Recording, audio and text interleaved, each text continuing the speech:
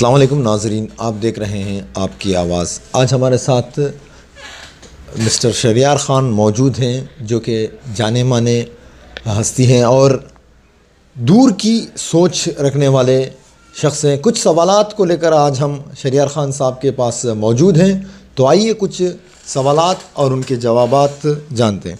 Sir, lockdown तो almost ख़त्म हो गया है, लॉकडाउन ख़त्म हो गया है, लेकिन कोविड की वबा बाकी है। जो लॉकडाउन के दौरान जितने पेशेंट्स आ रहे थे उससे ज़्यादा अभी इसकी तेज़ी बढ़ रही है। सरकार ने लॉकडाउन को ओपन किया है, लेकिन कई लोग हैं जो लॉकडाउन कंटिन्यू करवाना चाहते हैं। अगर लॉकडाउन कंटिन्यू होता है तो बेहतर रहेगा या जो सिचुएशन अभी है इसमें बेहतर रहेगा हमारे? देखिए अज़ीज़ साहब, लॉकडाउन एक टेम्पररी मेजर हो सकता है, सल्यूशन नहीं हो सकता। इकोनॉमिक व्हील जिसे कहते हैं ना, वो बंद हो जाती है अगर लॉकडाउन कंटिन्यू हुआ तो। लाखों के लोगों को रोज़ी रोटी नहीं मिलती, रोड पे आ जाते हैं। मिडिल क्लास वाले गरीब होते हैं, गरीब तो फुटपाथ पे आ जाते हैं। तो continued lockdown like the first lockdown is not an option.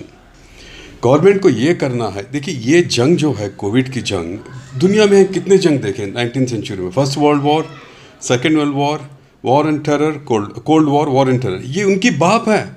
इससे पूरे आदमी मर जाते हैं, इंडिया के भी मर जाते हैं, पूरी दुनिया। This is a existential war. इसका अप्रोच बिल्कुल ही अलग होना चाहिए। Every individual should contribute. ऐसा नहीं कि मास्क के बगैर जा रहा है या सोशल डिस्टेंसिंग को फॉलो नहीं कर रहा है। इसमें लीडर्स क्या कर सकते हैं? लीडर्स भी after all they are also mortals ना, वो भी मर जाएंगे लग गया तो ये कंसर्टेड कलेक्टिव एफर्ट होना चाहिए। लॉकडाउन अगर इम्पोज कर दिए तो गरीब लोग हैं ना, वो लोग दे विल पेरिश, हंड्रेड्स में मर जाएंगे। आप देखें ना, कुत्ता खा रहा था एक जना हाईवे पर बैठ के। तो नरेंद्र मोदी साहब का देखिए, मैं यहाँ पे एक इंटेलेक्चुअल की तरह बात करूँगा। Not right now I don't belong to any political party. जिस कदर से अब्रप्टली लॉकडाउन इम्पोज किया गया था, जिस कदर से इम्प्लीमेंट किया गया था, जिस कदर के धांधली जो पॉलिटिकल लीडर्स और रिलीजियस लीडर्स करे, सबके रिलीजियस लीडर्स सारे टास्क फोर्स सीएम को बोलती है। हाल ही में एक प्रोग्राम में था मैं कि आप लॉकडाउन को ठीक है, लॉकडाउन को आप ईज कर दिए हैं, लेकिन मस्जिद, मंदिर और गुरुद्वारा जो भी है वहाँ कांग्रेगेशन के लिए परमिशन मत दिए, टास्क फोर्स बोली। तो मेरे साथ ये लोग बहस कर रहे थे, एक मौलवी, एक बिशप और एक धर्मशाला के चीफ। नहीं हम खोलना चाहते हैं क्या लोगों का श्रद्धा। मैं बोले कि श्रद्धा से चलाएंगे आप कंट्री? हाँ, आपको अगर अल्लाह ताला के पास इतना ये या खुदा या भगवान के पास जाने का शौक है तो कोविड को लपट लो ना, सीधे पहुंच जाएंगे आप। ये सब करने की क्या ज़रूरत है? So I don't, lockdown is not an option, but every citizen, हर एक इंसान इस वॉर एफर्ट में कंट्रीब्यूट करना चाहिए। किस तरीके से कंट्रीब्यूट करेगा सर? सोशल डिस्टेंसिंग प्रैक्टिस करो। कोई मर गया तो जाके क्राउड मत करो। मस्जिदों में, मंदिरों में घंटियाँ, ये रथ यात्रा जो जगन्नाथपुरी का जो सुप्रीम कोर्ट का भी देखिए स्टे लिफ्ट कर दी। ये किस रूल ऑफ लॉ, ये किस तरह से ये क्या कर रहे हैं? हिंदुस्तान में हो क्या रहा है? We are such a religious country. ये सब चीज़ें एहतियात करना, ये पंडिता, मौलवियाँ, ये पादरियाँ, ये भी लोग सोचना कि ये वक्त अनप्रेसिडेंटेड है 1000 साल में। जो गवर्नमेंट बोलती है, जो साइंटिस्ट बोल रहे हैं, वो फॉलो करना चाहिए। सिंपल है। लेकिन सरकार की तरफ से इजाज़त है तभी तो खोले हैं। सरकार, आप मर गए आईसीयू में, सरकार येडियुरप्पा आपके साथ वेंटिलेटर पे सोएगा क्या?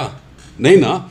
You have to take care of yourself. यहाँ पे सरकार क्या करेगी? सरकार तो पूरे गाइडलाइंस दे के है कि फलाना कौन फॉलो कर रहे हैं। सज्जद साहब बताइए मुझे। मेरा एक यहाँ पे एक एस्टेब्लिशमेंट है, मैं वहाँ पे गया था तो मैं उधर से आ रहा था, छोटी टेम्पल, 100-200 लोग घुस के बैठे हैं, वो घंटी हिला रहे हैं। क्या कोरोना फैलेगा नहीं तो क्या सप्रेस होगा इससे? नहीं, एक और बात भी है, अगर लॉकडाउन बंद हो गया है, यानी कि ज़िंदगी आम तौर पर चलने लगी है, ये सिर्फ एक इमेजिनेशन है। जहाँ पर लोग लोकल नौकरियों पर थे वहाँ पर या तो उनकी तनख्वाह कम कर दी गई है या तो स्टाफ को कम कर दिया गया है। तो जो लॉकडाउन में हालात थे, मैं समझता हूँ उससे बुरे हालात इस वक्त हैं, क्योंकि लोग जो कंट्रीब्यूशन लॉकडाउन में कर रहे थे उन्हें एक अंदाज़ा था कि भाई काम धंधा नहीं चल रहा है, लेकिन अब आई वॉश ये हुआ है कि काम धंधा चल रहा है, नॉर्मल ही है, लेकिन नॉर्मल से बदतर हालात हैं। क्योंकि अभी 3 मंथ का उन्हें जो रेंट पर है उन्हें रेंट देना है, 3 मंथ का जो खर्चा जो उनका पड़ा था, यानी कि खर्चा डबल हो गया और नौकरी हाथ से चली गई। इन हालात में क्या करना चाहिए? देखिए, लॉकडाउन का फिनोमेना, लॉकडाउन बिगिनिंग था जब पूरी लाइफ पैरालाइज हो गई। कि माइग्रेशन शुरू हो गए। मैं तभी बोला था, जो पीएम साहब बोले कि मैं अब्रप्टली 3 घंटे में मैं लॉकडाउन कर रहा हूँ, मैं तभी प्रेडिक्ट किया था कि एक्सोडोस होगा, जैसे पार्टीशन की इंडिया का हुआ था ना, उससे ज़्यादा होगा। ऐसा ही हुआ ना, उसका इफेक्ट आप देख रहे हैं। आपके सारे माइग्रेंट्स चले गए, लाइफ पैरालाइज हो गई, दुकान में काम करने के लिए लोग नहीं है, कंस्ट्रक्शन में काम करने के लिए लोग नहीं है। अब वहाँ जाके उनको एम्प्लॉयमेंट कैसे जनरेट करेंगे, यहाँ जो काम खड़ गया है उसको स्टार्ट कैसे करेंगे। तो ये जो कोविड के टाइम के जो इकोनॉमिक डिसरप्शन हुआ है, वो पोस्ट लॉकडाउन या प्री लॉकडाउन नहीं है। ये जब तक वैक्सीनेशन नहीं आता, इकोनॉमिक लाइफ हर इंसान की पैरालाइज होकर रहेगी। Everybody will suffer. मैं बोला ना आपको, देखिए मेरा एक एग्जांपल है, कहीं एक समझे 2-3 लाख का रेंट आ रहा था, फ़ोन करके बोलते मल्टीनेशनल कंपनीज के, सर हम नहीं दे सकते, हाँ लॉकडाउन हो गया, हमारे ऑफिस में किसी को कोविड आ गया, हमें 30% चला रहे हैं, अब हम 30% कम कर दो रेंट। करना ही पड़ेगा। लेकिन क्वेश्चन आप जैसे बोले राइज होता है कि जब अब माई सोर्स अगर हूँ, तो मेरे जो नीचे लोग जो काम कर रहे हैं 20,000, उनको भी मुझे कम करना पड़े। कब तक कम करूँगा मैं? लॉकडाउन अगर चलता रहा तो वहाँ से पैसे मुझे नहीं आएंगे, मैं इनको नहीं दे पाऊंगा। The cycle will be disrupted. तो तमाम जो साइकिल है, ये लोकल लोग इसे जितना बर्दाश्त कर रहे हैं पॉसिबल है, सरकार भी बर्दाश्त कर रही है, लेकिन इस वक्त पेट्रोल के दाम बढ़ा देना जबकि इनकी आमदनी कम हो गई है, तो ये कहाँ तक रीजनेबल रहेगा सर? ये डकैत है, चोर हैं। ये होता, बीजेपी की मशीनरी ऐसी है कि उनको इलेक्शन जीतना आता है रिलीजन को मैनिपुलेट करके। जब रिलीजन जीत के आ जाते हैं तो उनको क्या करना नहीं मालूम, जैसे बांद्रे के हाथ में वो लोटा मिला ना, इस तरह की बात है। इस अनप्रेसिडेंट हालात में ये जिस तरीके के एग्जॉर्बिडेंट टैरिफ रेट्स बढ़ा लेके जा रहे हैं, पावर का हो गया या फ्यूल का हो गया, रिवोल्यूशन शुरू हो जाएगा।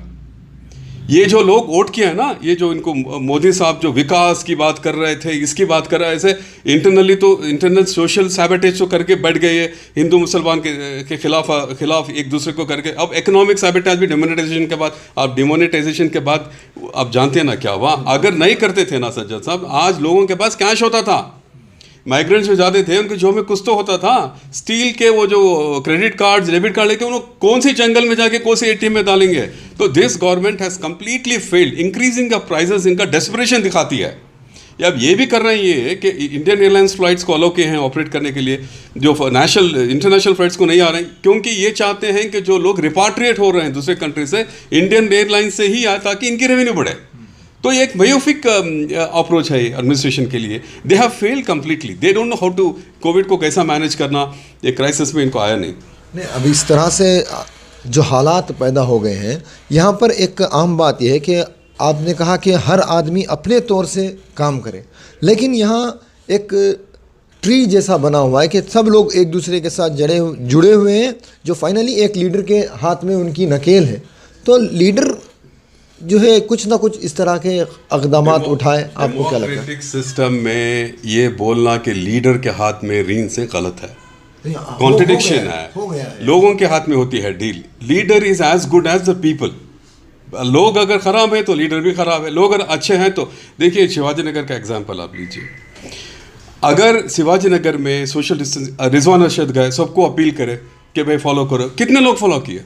नहीं, शिवाजी नगर की अगर आप बात लेते हैं तो जहाँ तक हमने देखा है, मैं समझता हूँ कि दूसरी कॉन्स्टिट्यूंसी के मुकाबले में शिवाजी नगर में रमज़ान में एक जो मामला पेश आया, कपड़ा मार्केट है जो कि कर्नाटक के लिए फेमस मार्केट है, जहाँ पर जितने लोकल्स हैं वहीं से परचेस करते हैं। उन्होंने रज़ाकाराना तौर पर, सरकार से इजाज़त थी कि आप मार्केट खोल सकते हैं, लेकिन उन्होंने रज़ाकाराना तौर पर ये ऐलान कर दिया कि हम इस रमज़ान में कारोबार ही नहीं करेंगे।